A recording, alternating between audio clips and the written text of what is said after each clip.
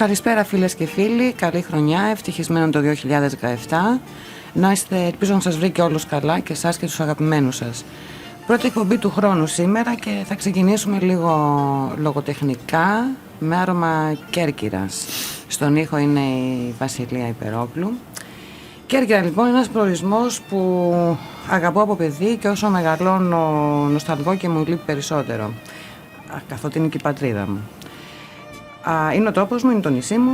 Κέρκυρα είναι ένας τόπος της τέχνης, του πολιτισμού, της μουσικής. Έχω τη χαρά και τη τιμή να φιλοξενώ έναν εκπρόσωπο του πολιτισμού του νησιού μου, της Κέρκυρας, ένα αγαπημένο φίλο, ένα λογοτέχνη σπουδαίο, τον Νίκο τον Παργινό. Νίκο, καλησπέρα, καλώς ήρθες. Καλησπέρα και χρόνια πολλά. Γεννήθηκες και μεγάλωσες στο νησί. Για πες έτσι λίγο τα βιώματά σου από την Κέρκυρα, πώς την έχεις μέσα σου, πώς τη νιώθεις. Η Κέρκυρα είναι ένας ευλογημένος τόπος. Είμαι ερωτευμένος με την Κέρκυρα. Με το περιβάλλον της, με το κλίμα της, με τους ανθρώπους της, με την κουλτούρα της, με τον πολιτισμό της. Και θεωρώ ότι είναι ένας ιδανικός τόπος για να μπορέσεις να δημιουργήσεις.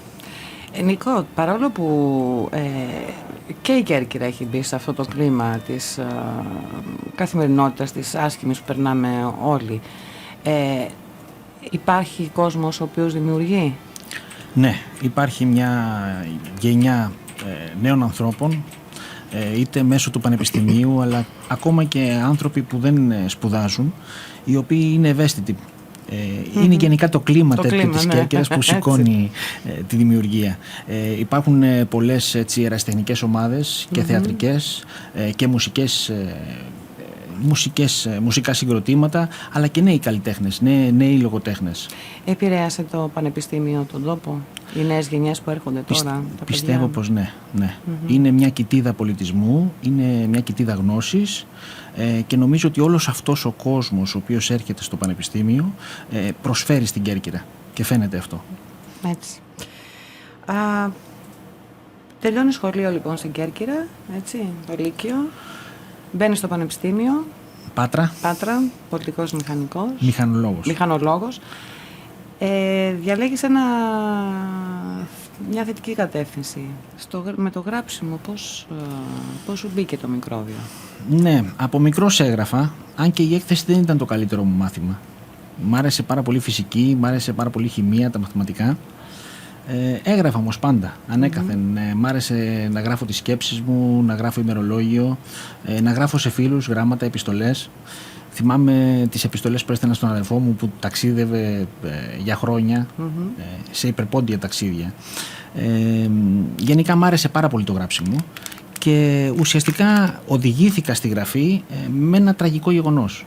Έχασα έναν πολύ καλό μου φίλο και όλο αυτό που έζησα, όλο αυτό που βίωσα ήθελα να το βγάλω, να το μεταφέρω στο χαρτί. Για δύο λόγους. Πρώτα απ' όλα για να λυτρωθώ εγώ, αλλά και για να αφήσω κάτι, να αφήσω το στίγμα του φίλου μου σε κάτι το οποίο θα είναι... Σωστά. Για τη θύμησή του. Ναι. Είναι λύτρωση η γραφή? Ναι, είναι. Θεωρώ πως είναι, ναι. Νομίζω ότι σε βάζει σε ένα τρυπάκι να μπεις λίγο στα ενδότερά σου, στα ισόψυχά σου. Και όσο πιο βαθιά μπεις, τόσο πιο αναζωογονητικό είναι όλο αυτό. Είναι μια διαδικασία. Δεν είναι και οδυνηρό να μπαίνεις έτσι στα ρήθρα της ψυχής σου και να ασφαλίζεις? Είναι. Πολλές φορές είναι οδυνηρό. Ματώνεις γράφοντας. Αλλά νομίζω ότι είναι όμως και ευλογημένο. Είναι και ευλογημένο. Νιώθεις μια ευλογία. Είτε αποβάλλοντας από πάνω σε ένα βάρος, είτε μαθαίνοντας ακόμα και τον ίδιο σου τον εαυτό μέσω της γραφής σου. Σωστά. Να ακούσουμε ένα τραγούδι πριν ξεκινήσουμε? Φυσικά. Να ακούσουμε το αερικό.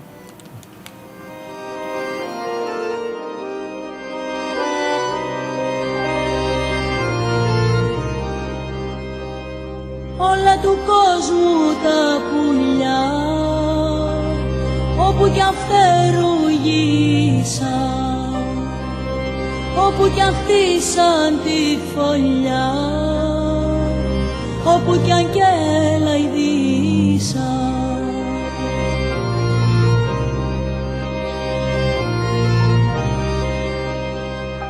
Εκεί που φτερουγίζει ο νους, εκεί που ξημερώνει, μ' αργώνουν τα πουλιά της γης κι ούτε ένα δε ζυγώνει.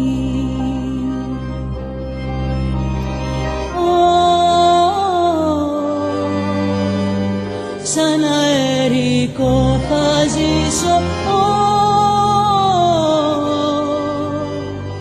σαν αερικό.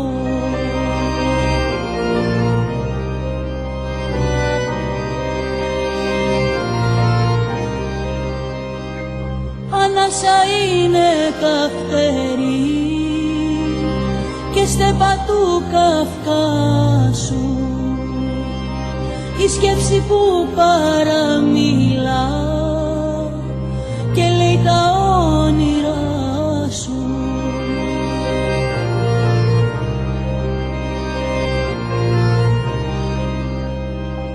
Όσες κι αν χτίζουν φυλακές κι αν ο κλειός στενεύει,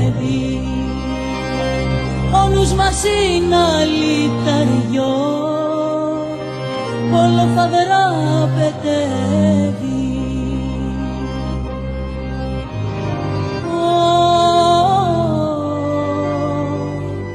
Σαν αερικό θα ζήσω, σαν αερικό.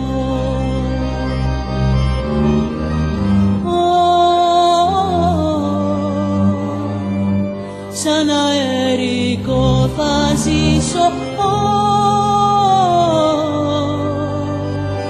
σαν αερικό.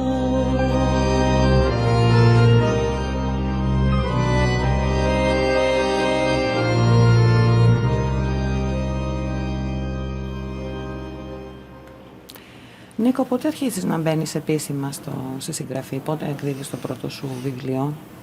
Το πρώτο μου βιβλίο εκδόθηκε το 2006. Το 2006. Βέβαια ήταν μια επίπονη διαδικασία. Ξεκίνησα να το γράφω από το 2001. Ήταν ένα δύσκολο θέμα, αφού ήταν αφιερωμένο στον φίλο μου που χάθηκε. Φυσικά. Είχε και αυτοβιογραφικά στοιχεία μέσα. Συνήθως τα πρώτα βιβλία περιέχουν πάρα πολλά αυτοβιογραφικά στοιχεία. Ναι. Ήταν και ο στόχος μου βέβαια αυτός. Και μέχρι να βρω εκδοτική στέγη έφαγα μια πενταετία, γύρω στο 2006, Φεβρουάριο στο 2006. Ποιος ήταν ο τίτλος του πρώτου βιβλίου? Κρεμάλα. Η Κρεμάλα. Μπράβο. Το παιχνίδι Κρεμάλα. Ναι.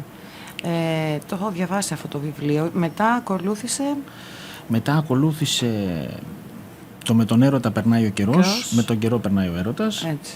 Εκεί σε γνώρισα σε αυτό το τάγμα βιβλίο. της ελπίδας μετά. Ναι, θα τα βούμε τα υπόλοιπα. Ποια θέματα σε βάζουν στη διαδικασία της έμπνευσης?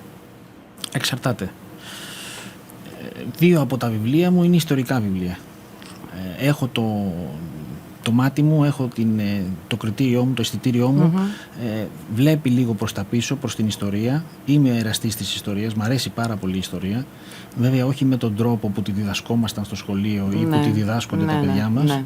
Μ' αρέσει να εντρυφώ στην ιστορία, να βλέπω τις κρυφές πτυχές των ιστορικών γεγονότων, αυτά που ίσως δεν τους πολύ δίνουμε και μεγάλη σημασία, και να τα αναδεικνύω. Πολλές φορές παίζω και με τους θρύλους, παίζω και με τις παραδόσεις. Αυτά με συγκινούν. Και τα δύο αυτά βιβλία, τα ιστορικά βιβλία που έχω γράψει, έχουν να κάνουν με τέτοιες καταστάσεις. Προσπαθώ δηλαδή να αναδείξω πράγματα που ίσως πολλές φορές ξεχνάμε. Εγώ νομίζω ότι μετά τον έρωτα έρχεται το τάγμα της ελπίδας, έτσι. Νομίζω ότι τότε, από το τάγμα και μετά, έχεις κάνει μία υπέρβαση σαν λογοτέχνης, που πραγματικά εμένα προσωπικά με ξάφνιασε υπέροχα, δεν το συζητώ. Ήταν ένας άλλος Παργινός Νίκος, πιο μεστός, πιο όριμος. Το τάγμα της ελπίδας ήταν ένα ταξίδι, ένα υπέροχο ταξίδι. Μίλησε μας λίγο για το τάγμα της ελπίδας. Πώς το εμπνεύστηκες το τάγμα της ελπίδας? Το τάγμα της ελπίδας το εμπνεύστηκα από ένα πίνακα. Είδα έναν πίνακα ο οποίος μου γέννησε πάρα πολλά ερωτηματικά, και αυτά τα ερωτηματικά τα έκανα ένα βιβλίο. Έδινα τις απαντήσεις στις ερωτήσεις που έκανα εγώ ο ίδιος, βλέποντας αυτό το πίνακα, όλα αυτά τα συναισθήματα που μου δημιούργησε αυτός ο πίνακας, ένας πίνακας ο οποίος είναι υπαρκτός, εντάξει. Πού είναι αυτός ο πίνακας? Βρίσκεται στη Φλωρεντία. Μάλιστα. Λοιπόν, πήρα λοιπόν τον πίνακα και άρχισα να γράφω μια ιστορία. Μια ιστορία, να ξετυλίγω το κουβάρι της σιγά σιγά και αυτή η ιστορία να έχει διαφορετικά επίπεδα γραφής και ανάγνωσης. Να έχει και σχέση με το παρελθόν, με την ίδια την ιστορία του πίνακα στο χρόνο, αλλά και με το πώς δημιουργήθηκε αυτός ο πίνακας, αλλά και με τον σύγχρονο ήρωα του μυθιστορήματος, ο οποίος αντιλαμβάνεται ότι έχει στην κατοχή του τον πίνακα και προσπαθεί να ξεφύγει από διάφορες καταστάσεις που βιώνει. Όλο αυτό έγινε ένα βιβλίο. Ένα βιβλίο το οποίο ήταν δύσκολο βιβλίο να γραφτεί, γιατί είχε πολλά ιστορικά στοιχεία τα οποία θέλησα να αναδείξω, αλλά είχε και περίεργη πλοκή. Είχε περίεργη πλοκή, όντως. Και ήταν ένα υπέροχο ταξίδι. Μάλτα, Ισπανία. Όχι, ήταν υπέροχο. Ήταν υπέροχο και ήταν πολύ διαφορετικό από αυτό που είχαμε συνηθίσει. Μ' αρέσει να εκπλήσω τους αναγνώστες. Ναι. Γι' αυτό και όλα τα βιβλία μου θεωρώ ότι είναι κάτι διαφορετικό. Δεν ακολουθεί το ένα το άλλο. Όχι, δεν ακολουθεί. Και ερχόμαστε στον κανόνα της ορθής γωνίας. Ένα υπέροχο βιβλίο που εξιστορεί τη ζωή του Σταμάτη Βούλγαρη, έτσι, ανθρώπου του Ιωάννη Καποδίστρια. Ναι.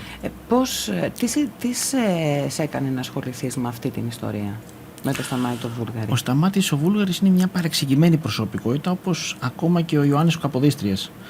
Δεν τους έχουμε γνωρίσει έτσι όπως θα έπρεπε. Ειδικά το Σταμάτη το Βούλγαρη, για τον οποίο δεν έχει γραφτεί σχεδόν τίποτα. Έχουμε απλά κάποια δικά του συγγράμματα και έψαξα δεξιά και αριστερά από διάφορες πηγές, ώστε να μπορέσω να σκιαγραφίσω αυτή την προσωπικότητα, η οποία σας πληροφορώ ότι είναι χαρισματική.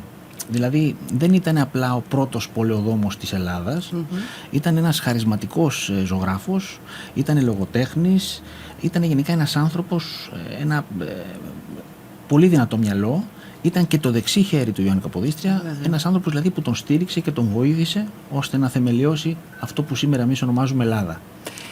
Στην Κέρκυρα ξέρουμε τι είναι ο Σταμάτης ο Βούλγαρης? Ξέρουμε απλά ότι υπάρχει ένας δρόμος που έχει το όνομά του. Όχι, δυστυχώς δεν το γνωρίζουμε καλά. Λίγοι είναι αυτοί που το γνωρίζουν. Συνήθως έχει εκδώσει το Τεχνικό Επιμελητήριο ένα πολύ ωραίο βιβλίο. Προσπάθησε να μεταφράσει κείμενά του τα οποία ήταν γραμμένα στην γαλλική, και αυτή ήταν μια αξιόλογη προσπάθεια. Προσπάθησε να τον αναδείξει. Τον ξέρουν πολύ καλά στη Λευκήμη. Ήταν η καταγωγή του από εκεί. Ακριβώς, εκεί υπάρχει και το σπίτι του. Υπήρξε κάποια προσπάθεια αυτό το σπίτι να αναπαλαιωθεί και να γίνει ένα μουσείο, αλλά τελικά απέτυχε αυτή η προσπάθεια. Το σπίτι ουσιαστικά είναι ένα ερείπιο πλέον.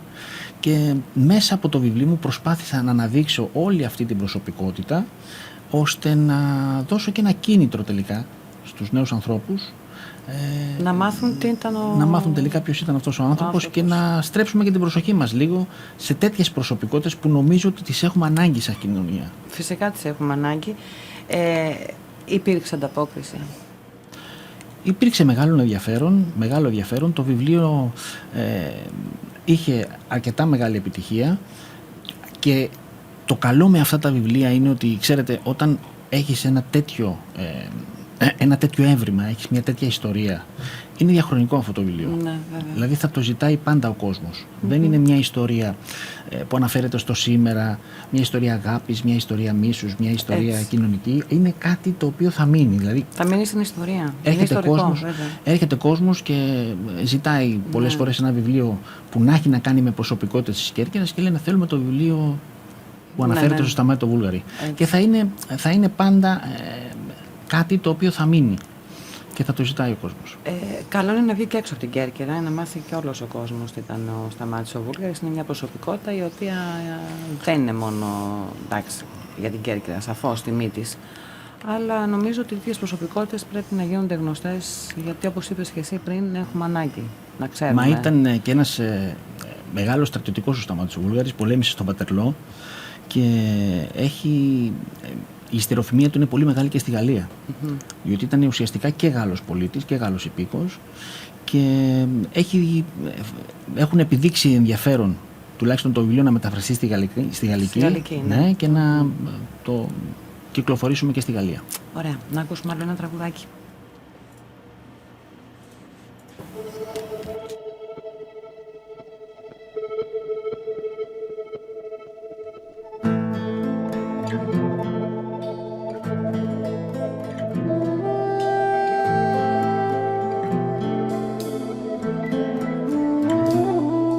Φθινόπωρο στον έρωτα, απόψε ανατέλει, Άρης, Μαρή και μέλι μύρισαν τα βουνά. Κι εγώ κοιτάζω σιωπηλός το χώμα το βρεγμένο, σαν κάρβουνο αναμένο η ομορφιά πονά.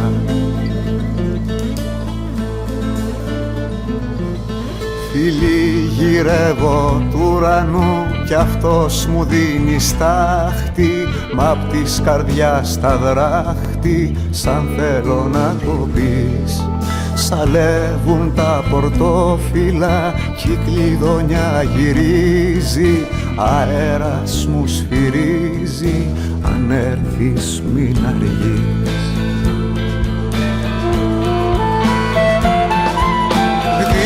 Κι από τα μάτια μου πάρε νερό και πλήσου, ο χωρισμός θυμήσου είναι χειμώνα φως.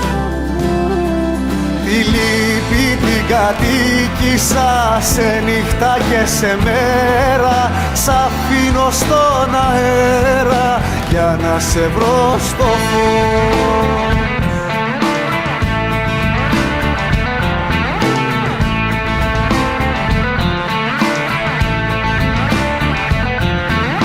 Αγάπη, φόβους κι όνειρα δείπνα προτού ραγίσει, στου πόνου το ξοκλήσει, αγιάζει ερημιά. Κι εγώ μια θλίψη που ζητώ για να με σημαδέψει, το φως πριν βασιλέψει θα σ' αρνηθώ ξανά.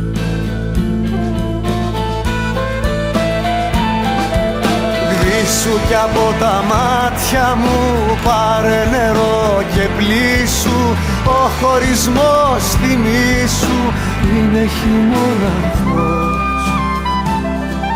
Τη λύπη την κατοίκησα σε νύχτα και σε μέρα, σ' αφήνω στον αέρα για να σε βρω στο φως.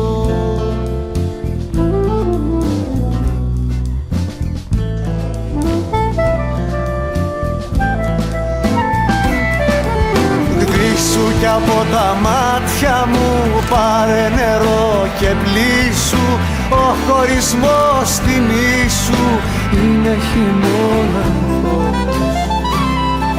Τη λύπη την κατοίκησα σε νύχτα και σε μέρα, σ' αφήνω στον αέρα για να σε βρω στο φως.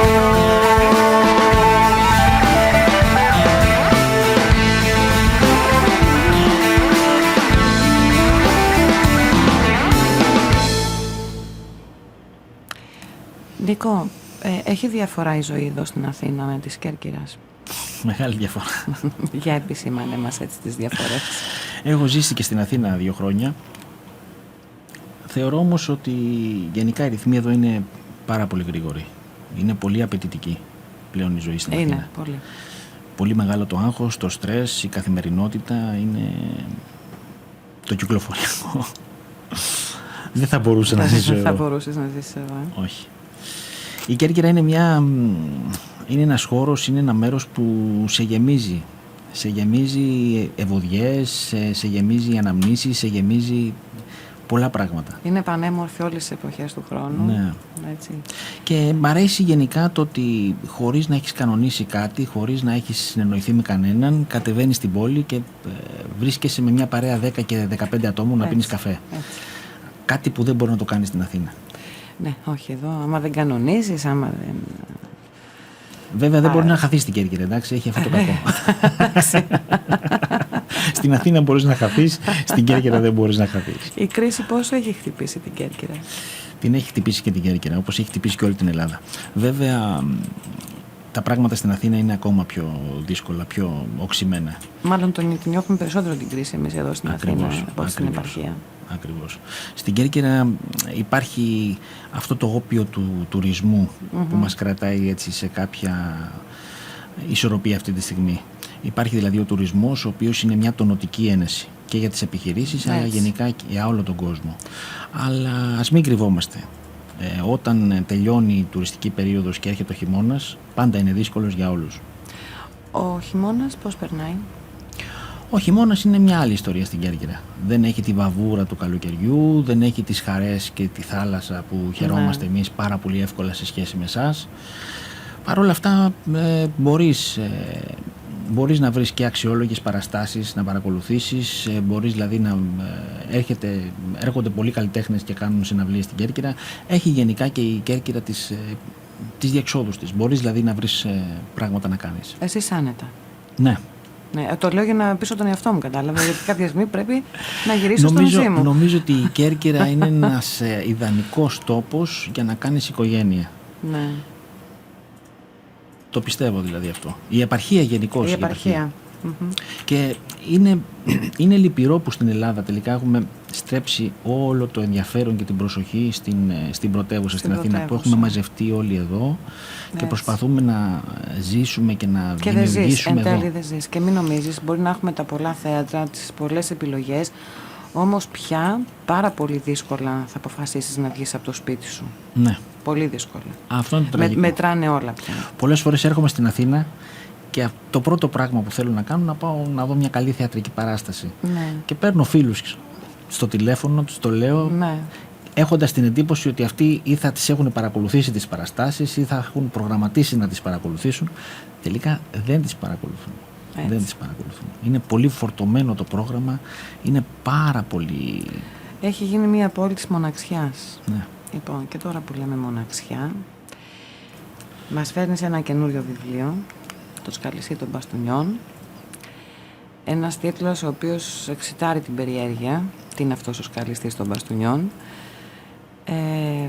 Αλήθεια, τι είναι ο Σκαλιστής των Μπαστούνιων? Ο Σκαλιστής των Μπαστούνιων είμαστε όλοι εμείς. Είναι ο χαμένος μας εαυτός. Είναι οι χαμένες μας παραδόσεις.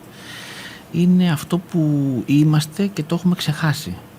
Το έχουμε κρύψει μέσα μας και δεν έχουμε σκύψει με ενδιαφέρον σε αυτό. Και πολλές φορές το παραμελούμε. Ποια ήταν η έμπνευσή σου, πώς ξεκίνησες να γράφεις αυτό το... Είναι 13 ιστορίες, έτσι? Είναι 13 ιστορίες που μοιάζουν ασύνδετες μεταξύ τους, αλλά τελικά συνδέονται με ένα μαγικό τρόπο που μόνο η λογοτεχνία μπορεί να το κατορθώσει. Εμπνεύστηκα από ένα φωτογραφικό αφιέρωμα που είδα στο διαδίκτυο. Ένας συντοπίτης μου εκεί Κερκυραίος είχε φωτογραφίσει κάποια σκαλιστά μπαστούνια ενός ανώνυμου καλλιτέχνη και όλη αυτή η τέχνη, αυτή η δημιουργία με συνεπήρε.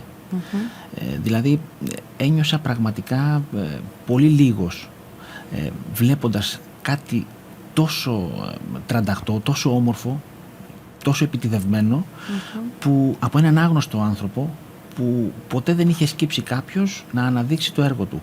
Και θέλησα μέσα από το βιβλίο να αναδείξω αυτές τις μορφές, αυτές τις λαϊκές μορφές της παράδοσής μας, που προσέφεραν τόσα πολλά χωρίς κανείς να έχει σκύψει επάνω τους και να τους δώσει τα εύσημά τους. Νίκο, νομίζεις ότι αυτές τις δύσκολες εποχές περνάμε, είναι απαραίτητο η επιστροφή στις ρίζες? Όχι η επιστροφή, το να γνωρίζουμε καλά αυτά που μας παραδόθηκαν. Ακριβώς. Ακριβώς. Είναι υποχρέωσή μας. Είναι υποχρέωσή μας. Αυτά που μας παραδόθηκαν και αυτά που θα παραδώσουμε στα παιδιά μας. Ξέρετε, πλέον ως γονιός έχω μπει σε αυτή τη διαδικασία. Βέβαια.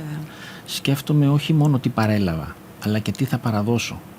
Τις αξίες, τα ιδανικά, τις ιδέες, τις οποίες θα τις μεταλαμπαδεύσω στα παιδιά μου και αυτά θα αξιολογήσουν τα δεδομένα και θα κάνουν του κεφαλιού τους. Όπως και εμείς κάναμε του κεφαλιού μας, έχοντας πάρει κάποια πράγματα από τους γονείς μας. Είναι μια δύσκολη εποχή. Γενικά η εποχή της κρίσης είναι η εποχή που οξύνει τις καταστάσεις και δεν τις αμβλύνει. Έτσι. Και δοκιμάζονται πολύ περισσότερα πράγματα από την τσέπη μας, σε τελική ανάλυση, στην εποχή μας. Δοκιμάζεται η φιλία, δοκιμάζεται ο έρωτας, δοκιμάζονται οι διαπροσωπικές σχέσεις. Όλα αυτά λοιπόν θεωρώ ότι μπορούμε να τα δυναμώσουμε αν επιστρέψουμε για λίγο σε όλα όσα έχουμε ξεχάσει. Γιατί πολλά πράγματα τα έχουμε ξεχάσει. Τα έχουμε ξεχάσει, τα φοβόμαστε. Μήπως φοβόμαστε? Πολλές φορές μπορεί και να φοβόμαστε. Θεωρώ όμως ότι είτε σκόπιμα είτε χωρίς να το θέλουμε έχουμε αφήσει κάποια πράγματα από το παρελθόν να σβήσουν. Και αυτή η τέχνη, παραδείγματος χάρη του σχαλιστή των μπαστούνιών, ένας άνθρωπος ο οποίος έσκυβε με ενδιαφέρον πάνω από το ξύλο, προσπαθώντας να το σμιλεύσει περίτεχνα για να κάνει κάτι, ένα υποστήριγμα το οποίο υποστήριγμα σήμερα δεν μας χρησιμεύει και σε κάτι. Θεωρούμε ότι δεν μας χρησιμεύει. Είναι μια τέχνη η οποία σβήνει. Ναι. Η τέχνη του ξυλουργού. Έτσι. Λοιπόν, θεωρώ όμως ότι πρεσβεύει πάρα πολλά. Πρεσβεύει μια ολόκληρη κοινωνία, πρεσβεύει κάποιες αρχές, πρεσβεύει κάποιες αξίες, τις οποίες πρέπει σιγά σιγά να γυρίσουμε για λίγο τη σκέψη μας προς αυτές. Γενικά τα έργα σου είναι ανθρωποκεντρικά, έχουν επίκεντρο τον άνθρωπο. Θεωρείς ότι όλοι μας χρειαζόμαστε στηρίγματα, ή το στηρίγμά μας είναι ο εαυτός μας? Εφόσον μάθουμε τον εαυτό μας, τον αγαπήσουμε και ανακαλύψουμε την αλήθεια μας, χρειαζόμαστε στηρίγματα? Σαφώς. Ποια είναι αυτά τα στηρίγματα? Τα στηρίγματα, εκτός από τον ίδιο μας τον εαυτό, μπορεί να είναι ο σύντροφός μας, μπορεί να είναι οι φίλοι μας, μπορεί να είναι το περιβάλλον, ο περίγυρός μας. Λοιπόν, και νομίζω ότι οι διαπροσωπικές σχέσεις που σήμερα δοκιμάζονται είναι και αυτές οι οποίες σε τελική ανάλυση θα πρέπει να δώσουμε μεγάλο ενδιαφέρον. Πάντως να πω, είχα τη χαρά και την τιμή να παρουσιάσω το βιβλίο του Νίκου του Παργινού εδώ στην Αθήνα.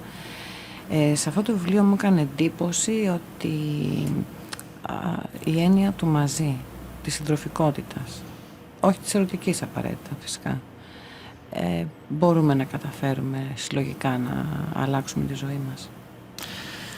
Κοίταξε, είμαστε γενικά ένα έθνος σαν έναν αδελφό. Είμαστε. Και αυτό που προσπαθώ να περάσω μέσα σε όλα τα βιβλία μου είναι αυτό που είπες πολύ καλά. Και νομίζω ότι μπορείς να το διακρίνεις σε όλα μου τα μυθιστορήματα. Ναι. Δηλαδή ακόμα και στον κανόνα της ορθής γωνίας, όπου βλέπεις κάποιους ανθρώπους που από το μηδέν προσπάθησαν να χτίσουν την Ελλάδα, δεν την έκτισαν μόνοι τους. Έτσι. Συλλογικά έγινε μια μεγάλη ομάδα γύρω από τον Ιωάννη Καποδίστρια και αυτοί οι άνθρωποι, ο καθένας από τη μεριά του, προσπάθησε και έβαλε ένα λιθαράκι. Προσπαθώ γενικά μέσα από τα βιβλία μου να εντρυφήσω την ελπίδα. Ναι. Και μέσα στο σχαλιστή φαίνεται και αυτό. Προσπαθώ δηλαδή να καλλιεργήσω την ελπίδα ακόμα και για αυτούς τους χαλεπούς καιρούς. Και θεωρώ ότι. Και νομίζω ότι χρειάζεται περισσότερο τώρα. Ακριβώς. Από κάπου να αντλήσουμε, από κάπου να σταθούμε. Ακριβώς. Και έχουμε πολλά πράγματα να αντλήσουμε και από το παρελθόν αλλά και από τον περίγυρό μας. Πολλές φορές δοκιμαζόμαστε. Και οι δοκιμασίες που βιώνουμε φαντάζουν στα μάτια μας ανυπέρβλητα βουνά. Έτσι. Ξεχνάμε όμως να κοιτάξουμε και γύρω μας, τον περίγυρό μας, να δούμε τις ιστορίες που πολλές φορές κλείνουμε τα μάτια και τα αυτιά και δεν τις ακούμε και δεν τις βλέπουμε, οι οποίες είναι ακόμα πιο δύσκολες από τις δικές μας. Και νομίζω ότι ανοίγοντας λίγο τα αισθητήριά μας όργανα θα αισθανθούμε καλύτερα, γιατί θα βιώσουμε αυτό, τον πόνο και την οδύνη που νιώθουν συνάνθρωποι μας, που θα απαλύνει κάπως το δικό μας τον πόνο. Αυτό που εμείς βιώνουμε, που θεωρούμε ότι είναι ανυπέρβλητο εμπόδιο. Αυτό τι μας σώνει λοιπόν μια κοινωνία πολιτών, έτσι, και αλληλεγγύης, γιατί μέσα από την αλληλεγγύη βιώνεις και τον πόνο του άλλου.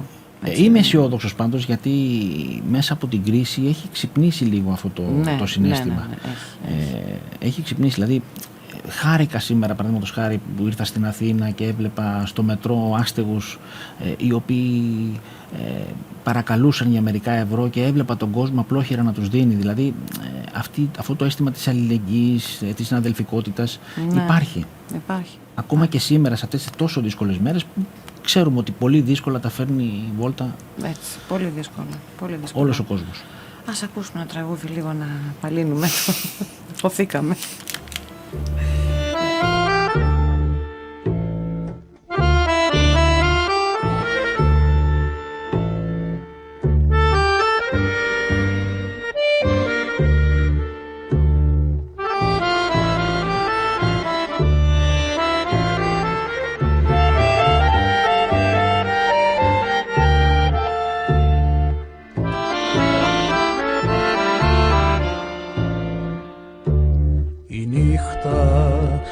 Τελειώνει την αυγή,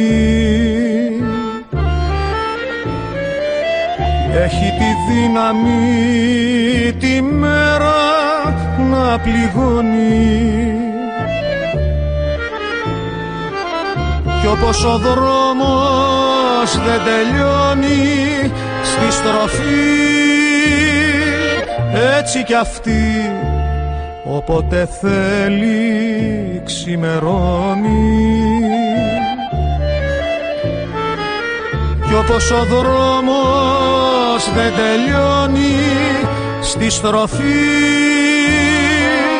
έτσι κι αυτή όποτε θέλει ξημερώνει. Μην αφήνεις τη ζωή μου να πορεύεται μοναχή, αποθυμίσα του έρωτα τη μάχη. Άσε με να'ρθω για λίγο, μες στα χέρια σου να ζήσω, κι ίσως κάποτε τη νύχτα να νικήσω.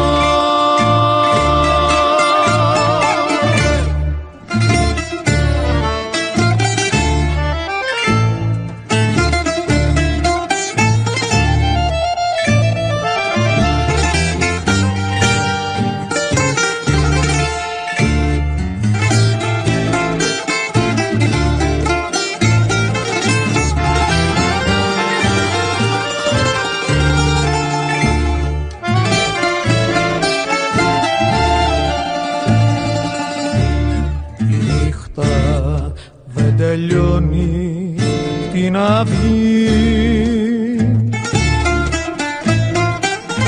έτσι συνήθισε τη μέρα να παιδεύει, κι όταν της δείχνω πως την έχω βαρεθεί, μέσα μου χάνεται και εκδικήσει γυρεύει, κι όταν της δείχνω πως την έχω βαρεθεί, μέσα μου χάνεται και εκδικήσει γυρεύει. Μην αφήνεις τη ζωή μου να πορεύεται μοναχή, αποθυμίσα του έρωτα τη μάχη. Άσε με να'ρθω για λίγο, μες στα χέρια σου να ζήσω, ίσως κάποτε τη νύχτα να νικήσω. Άσε με να'ρθω για λίγο, μες στα χέρια σου να ζήσω, ίσως κάποτε τη νύχτα να νικήσω.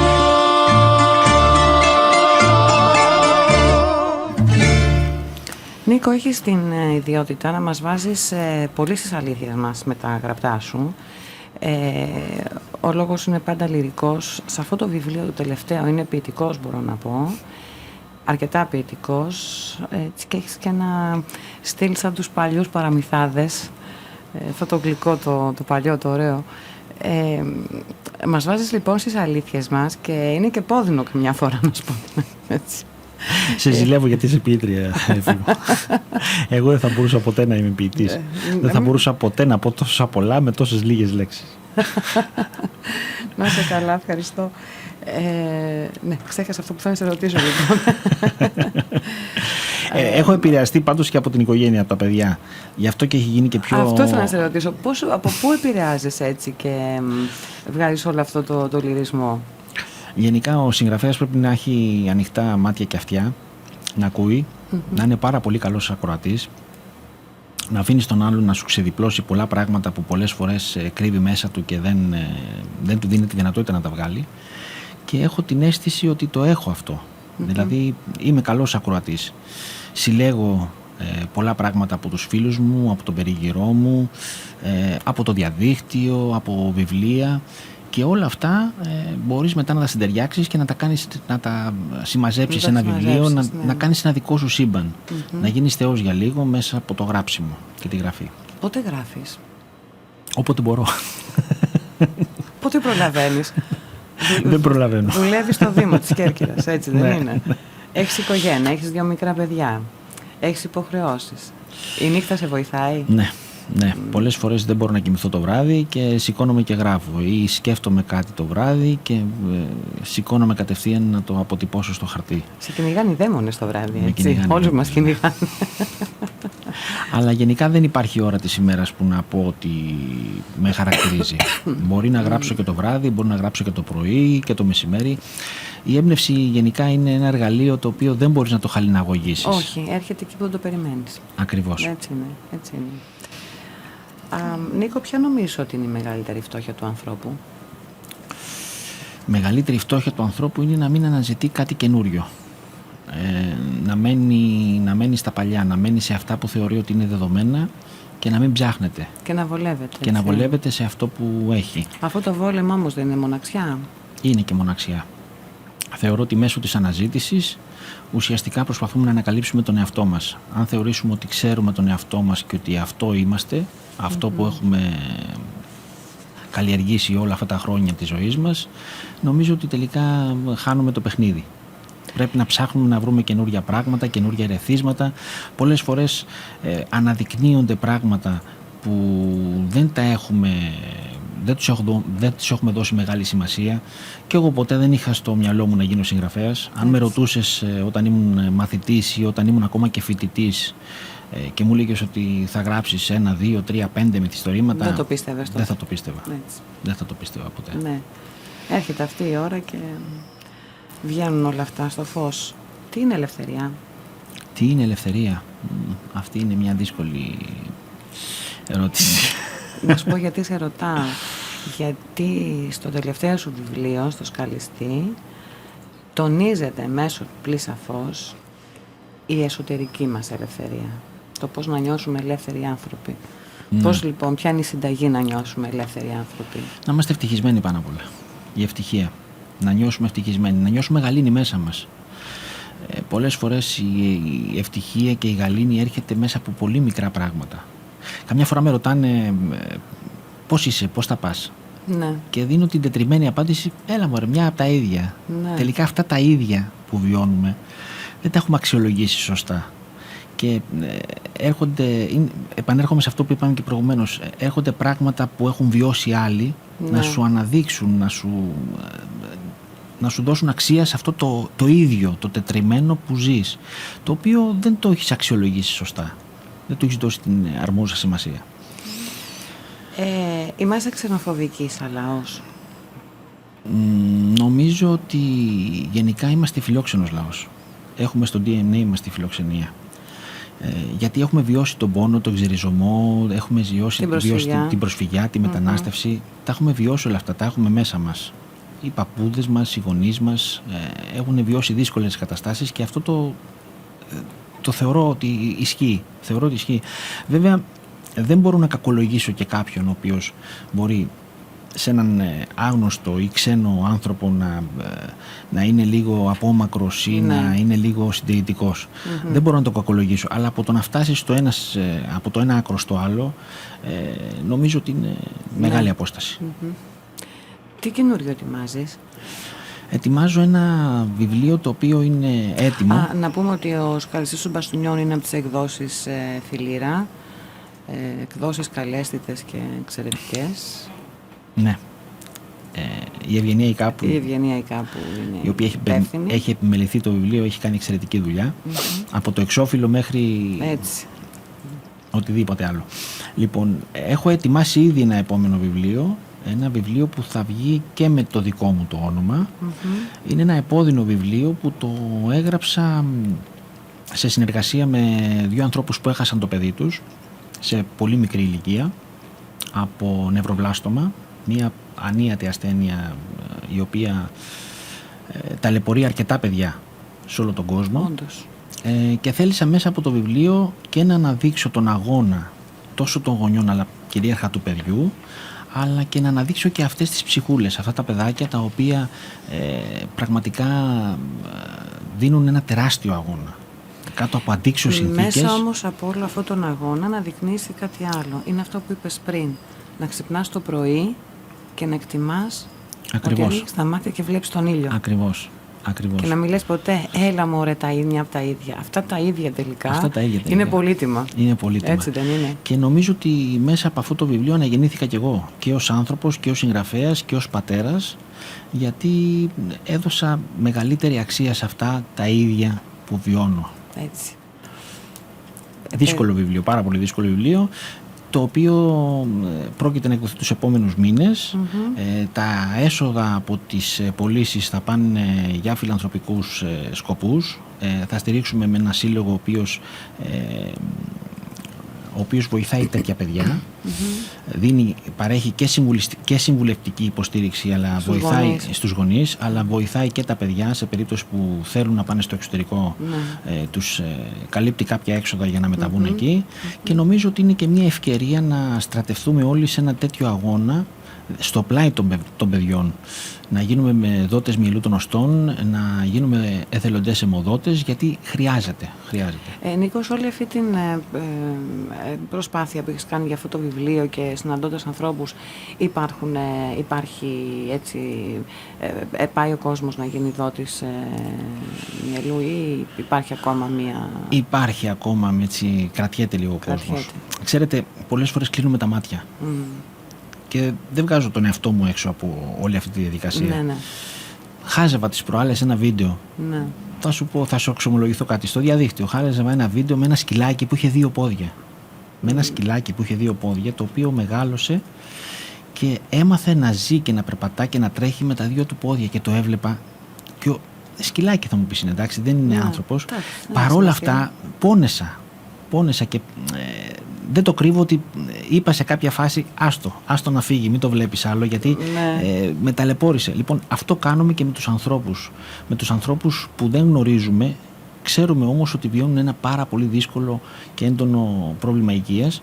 Κλείνουμε τα μάτια, κλείνουμε τα αυτιά, τους βάζουμε στο περιθώριο και λέμε ας συνεχίσουμε εμείς σαν να μην υπάρχουν. Όχι λοιπόν, δεν είναι έτσι. Νομίζω ότι είναι κομμάτι της κοινωνίας μας, είναι ένα δοκιμαζόμενο μέρος του συνόλου μας που πρέπει να του δείξουμε την αλληλεγγύη μας. Νίκο, στο νησί υπάρχουν όμως δότες μυελού των οστών. Ναι, η Κέρκυρα μέσω της προσπάθειας αυτής των γονιών του παιδιού, οι οποίοι πλέον είναι συνιδρυτές σε ένα σύλλογο που έχει γίνει στο όνομα του παιδιού για να βοηθούν τέτοια παιδιά, έχουν κάνει μια αξιόλογη προσπάθεια και ήδη Κέρκυρα νομίζω ότι είναι η 3η πόλη στην Ελλάδα σε δότες μυελού των οστών. Ωραία. Ελπιδοφόρο. Είναι ελπιδοφόρο, ναι. Ναι, και δεν είναι και επώδυνο να γίνεις. Όχι, δεν είναι επώδυνο να γίνεις. Υπάρχει μια πιθανότητα στις 10.000 να είσαι συμβατός δότης με κάποιο παιδί και νομίζω ότι και η διαδικασία συλλογής πλέον του μυελού των οστών είναι απλή διαδικασία, είναι σαν να δίνεις αίμα ουσιαστικά. Και αυτή σου η πράξη το σημαντικό αυτό είναι ότι ότι σώνει μια ζωή. Ενώ εσύ έχεις μία στις 10.000 πιθανότητες να σώσεις ένα παιδί, αυτό που θα δώσεις στο παιδί θα το σώσει 100%. Έτσι, αυτό είναι. Και αυτό είναι εκπληκτικό. Δηλαδή, ακόμα και ένα παιδί να σωθεί, είναι εκπληκτικό όλο αυτό. Δίνει ζωή και αυτό είναι θείο δώρο. Τι να λέμε τώρα. Ας ακούσουμε ένα τραγουδάκι.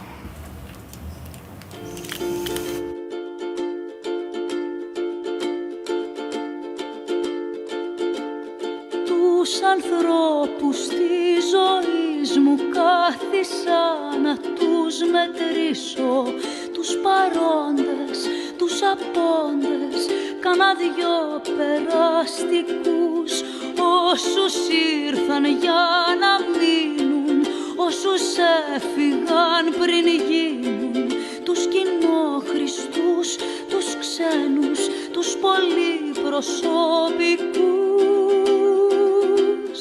Και μου βγαίνουν πάντα λίγοι, τι μου βγαίνουνε πολλοί, γίνει η μοναξιά που επήγει, ότι με μελαγχολεί. Και μου βγαίνουν πάντα λίγοι, τι μου βγαίνουνε πολλοί, σε ένα μέτρημα που ανοίγει την παλιά μου την πληγή.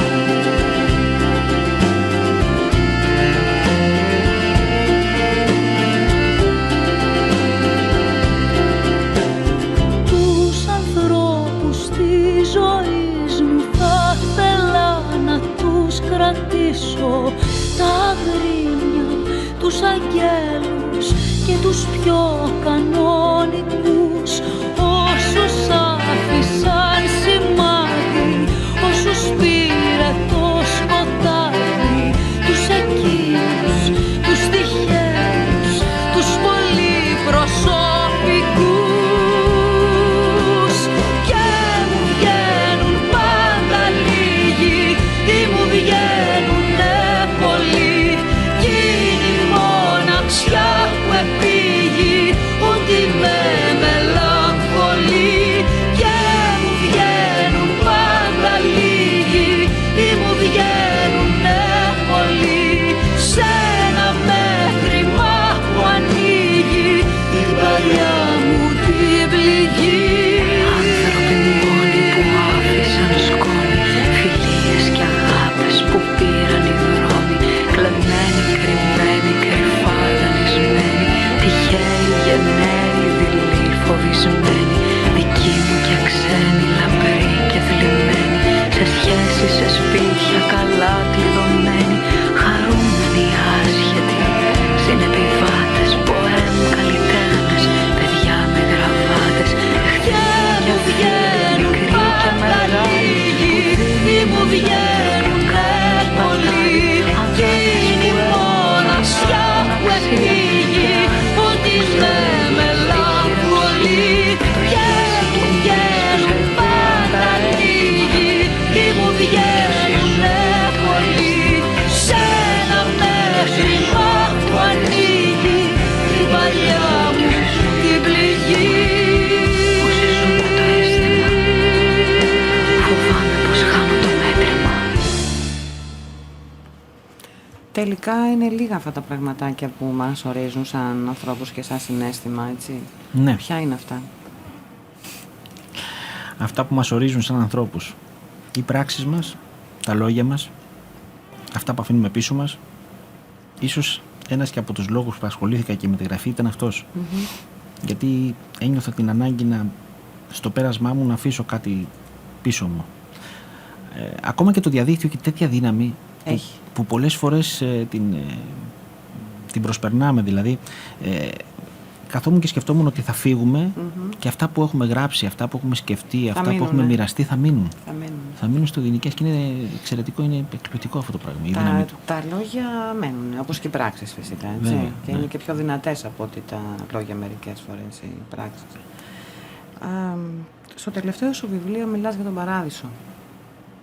Το παράδεισος είναι μέσα μας τελικά. Ο παράδεισος είναι και μέσα μας. Μπορεί να είναι και εδώ που ζούμε. Μπορεί να είναι και η κόλαση εδώ που ζούμε. Συνήθως οι περισσότεροι θεωρούμε ότι είναι η κόλαση. Αν είναι εδώ η κόλαση, πώς μπορούμε να φτιάξουμε ένα παράδεισο, με τι συστατικά? Δεν απέχει πολύ η κόλαση και ο παράδεισος. Η θρησκεία θεωρεί ότι ο παράδεισος και η κόλαση τελικά είναι η ίδια η σχέση μας με το Θεό. Η απομόνωσή μας από τον Θεό ορίζει και την κόλαση. Έτσι. Και η σχέση μας με το Θεό ορίζει και τον παράδεισο. Το ίδιο νομίζω ότι ισχύει και με τους ανθρώπους. Εάν κοινωνούμε με τους ανθρώπους, αν έχουμε σχέση με τους ανθρώπους, αν κερδίζουμε από αυτή τη σχέση, το κερδίζουμε εντός εισαγωγικών. Πολλές φορές κάνεις μια πράξη αγάπης και εισπράττεις πολύ περισσότερα από αυτά που δίνεις. Ναι. Αν λοιπόν βιώνεις όλο αυτό, νομίζω ότι αυτός είναι τελικά ο παράδεισος. Ναι, το θέμα είναι να δίνεις χωρίς να περιμένεις αντάλλαγμα. Αυτός είναι και ο ορισμός της αγάπης. Αν αγαπάς κάποιον μόνο και μόνο για να κερδίσεις κάτι, τότε δεν τον αγαπάς. Ακριβώς, και είναι και πολύ σημαντικό εν τέλει, όχι στο τέλος της ζωής σου, τέλος πάντων στη δύση σου, σιγά σιγά, να νιώθεις ότι μένεις στις καρδιές των άλλων. Είναι πολύ σημαντικό. Ακριβώς. Και σε όλη την πορεία της ζωής. Παρήγορο, βέβαια. Είναι παρήγορο. Ας έρθουμε λοιπόν τώρα στο νησί, έτσι, γιατί να μου λείπει και όσο κατάλαβες. Σε περιμένουμε να έρθεις. Ελπίζω να τα καταφέρω. Η καθημερινότητα των Κερκυραίων πόσο πολιτισμό έχει? Αυτό είναι μια μεγάλη κουβέντα. Γιατί λέμε ότι είναι το νησί του πολιτισμού, το νησί του. Πόσο πολιτισμό έχει η καθημερινότητα των ανθρώπων? Γενικά είμαστε ένας λαός που μας αρέσει πάρα πολύ η μουσική, μας αρέσει πάρα πολύ ο χορός, μας αρέσει πάρα πολύ η διασκέδαση. Φαίνεται αυτό ακόμα και από την παράδοσή μας. Αν δεις τα τραγούδια τα κερκυραϊκά σε σχέση με άλλα τραγούδια, δεν έχουν τόσο πολύ καημό ή πόνο. Όχι, όπως τα Αιγιοπελαγίτικα παραδείγματος χάρη. Ή τα κριτικά, τη λεβεδιά που έχουν οι Κρήτες και τα λοιπά που βγάζουν στους χορούς τους. Εμείς είμαστε περισσότερο άνθρωποι της διασκέδασης, της χαράς, και να ξέρεις παρέας. ότι πολλοί Κρήτες είχαν έρθει στον πόλεμο στην Κέρκυρα. Σαφώς. Και έχει γίνει μίξη μουσικών. Σαφώς. Είναι μεγάλη επιρροή των Κρητικών στην Κέρκυρα. Γενικά θεωρώ όμως ότι έχουμε πέσει σε μια παγίδα ως Κερκυραίοι τα τελευταία χρόνια. Μια παγίδα που έχει να κάνει περισσότερο με τη βιτρίνα. Περνάει προς τα έξω ότι είμαστε άνθρωποι της τέχνης, περνάει προς τα έξω ότι είμαστε οι άνθρωποι του πολιτισμού. Βέβαια. Αλλά αυτό τελικά είναι λίγο προσχηματικό. Τελικά, δηλαδή ενώ μας αρέσουν οι φιλαρμονικές, μπορεί και να μην τις υποστηρίζουμε κιόλας 100%. Ενώ μας αρέσει η γραφή, μπορεί να μην την υποστηρίζουμε και τόσο. Ναι. Το έχω βιώσει δηλαδή και εγώ ακόμα, αλλά θεωρώ ότι είναι κάτι που θα περάσει σιγά σιγά με το καιρό, διότι η επτανησιακή σχολή είναι τεράστια. Έτσι. Έχει φανεί από το παρελθόν δηλαδή ότι έχουμε αφήσει τη σφραγίδα μας ανεξίτηλη στην ιστορία ως επτανησιακή σχολή, και νομίζω ότι μπορεί να μην έχουμε την έγκλη του παρελθόντος πλέον οι Κερκυραίοι, οι σύγχρονοι Κερκυραίοι, αλλά έχουμε στο DNA μας τον πολιτισμό. Ναι, αυτό είναι παρήγορο. Στα σχολιά γίνεται δουλειά? Γιατί ξέρω ότι στην Κέρκυρα λειτουργούν αναγνωστικές λέσχες, λειτουργούν τέτοια πράγματα, συμμετέχουν τα σχολεία σε όλη αυτή την θα έλεγα πως όχι τόσο όσο θα έπρεπε. Γενικά στην Ελλάδα είμαστε λίγο, να πω, πίσω σε σχέση με τις άλλες χώρες. Θα έπρεπε παραδείγματος χάρη η λογοτεχνία να μπει περισσότερο στα σχολεία. Είμαι αυτής της άποψης. Αυτό είναι γενικό. Και η λογοτεχνία, όχι το ίδιο το βιβλίο, όσο η συνταγή του να γράψεις ένα βιβλίο, όσο η διαδικασία. Δηλαδή θα ήθελα εγώ ως συγγραφέας παραδείγματος χάρη να, όχι εγώ, οποιοσδήποτε, ο οποίος έχει γράψει ένα βιβλίο, να μπορεί να μπει στη λογική του, να μοιραστεί τα συναισθήματά του που τον έκανα να γράψει, πώς έκατσε στον υπολογιστή και έγραψε με τα παιδιά. Και νομίζω ότι θα βοηθήσει και πολλά παιδιά να βγάλουν από μέσα τους πράγματα που δεν φαντάζονται. Εννοεί να μπει δημιουργική γραφή στο σχολείο. Ακριβώς. Ναι. Είναι πολύ σημαντικό αυτό. Ναι. Είναι Όπως πολύ επίσης σημαντικό. θα ήθελα να αλλάξει και ο τρόπος με τον οποίο μαθαίνουμε την ίδια την ιστορία. Μέσα από ένα βιβλίο, ένας από τους λόγους που έγραψα και τα μυθιστορήματα, τα ιστορικά, ήταν και αυτός. Ήθελα να δώσω στον κόσμο, να πλασάρω την ιστορία με διαφορετικό τρόπο από ότι ένα ιστορικό βιβλίο που παραθέτει απλά γεγονότα, να περάσω μέσα και το συναίσθημα, να περάσω μέσα και το μύθο, να περάσω μέσα και τα ιστορικά γεγονότα με έναν τρόπο που να σου αφήνει κάτι εντελώς διαφορετικό από ότι ένα απλό τυπικό ιστορικό βιβλίο. Πάντως έχω να πω, στον κανόνα της ορθής γωνίας μας βάζει στην περιπέτεια να ψάξουμε όλα αυτά που μας αποτελούν το κοινωνικό γίγνεσθε, να κάνουμε επιλογές, να ορίσουμε τις σχέσεις μας με την Ευρώπη, ποια είναι η σχέση μας με τους Ευρωπαίους, ποιες είναι οι πολιτικές μας επιλογές, με τι κριτήρια επιλέγουμε αυτούς που μας ηγούνται. Μας βάζει σε μια διαδικασία πάρα πολύ καλή και πολύ έτσι... Αυτός ήταν ο στόχος μου. Τον πέτυχες. Τον πέτυχες. Να ακούσουμε άλλο ένα τραγούδι.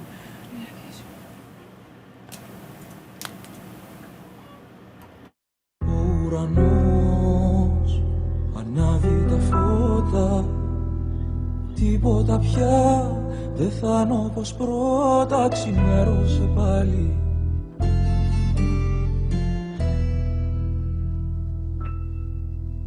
Ξυπνάω στο φως, τα μάτια ανοίγω, για λίγο νεκρός, χαμένος για λίγο. Λοιπόν, ο χρόνος είναι εχθρός, όπως έχουμε πει μερικές φορές, ειδικά όταν έχουμε την πολύ καλή παρέα. Να σας καληνυχτήσουμε, να είσαστε όλοι καλά. Νίκο, σε ευχαριστώ πάρα πολύ. Και εγώ σε ευχαριστώ. Με το καλό να πας στο νησί. Άντε με το καλό να πάω κι εγώ κάποια στιγμή σε αυτό το νησί. Σε περιμένουμε. Έτσι, καληνύχτα σας. Ραντεβού την επόμενη Τετάρτη, να είστε όλοι καλά. Άδεια η ψυχή μου, το δωμάτιο άδειο και από το όνειρό μου ακούω καθάριο το λιγμό της να λέει όνειρο ήτανε, όνειρο ήτανε. Θα ξαναρθείς μόλις νυχτώσει και το όνειρο πάλι την αλήθεια θα σώσει, θα με κοντά σου.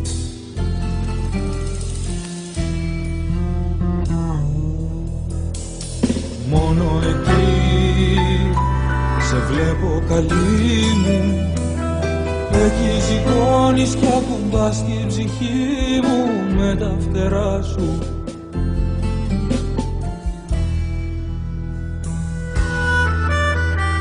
Μα το πρωί χάνεσαι, φεύγεις, ανοίγω τα μάτια κι αμέσως πεθαίνεις, μη ξημερώνεις, ουρανέ. Άδεια η ψυχή μου, το δωμάτιο άδειο και από το όνειρό μου ακούω καθάριο το λιγμό σου να λέει όνειρο ήτανε, όνειρο ήτανε.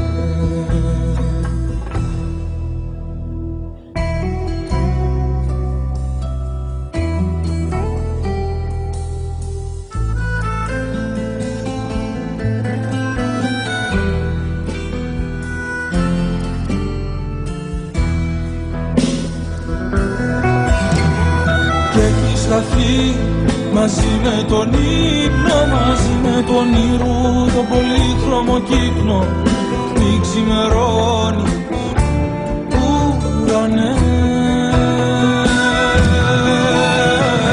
Άδεια η ψυχή μου, το δωμάτιο άδειο και από το όνειρό μου ακούω καθάριο το λιγμό σου να λέει όνειρο ήτανε, όνειρο ήτανε.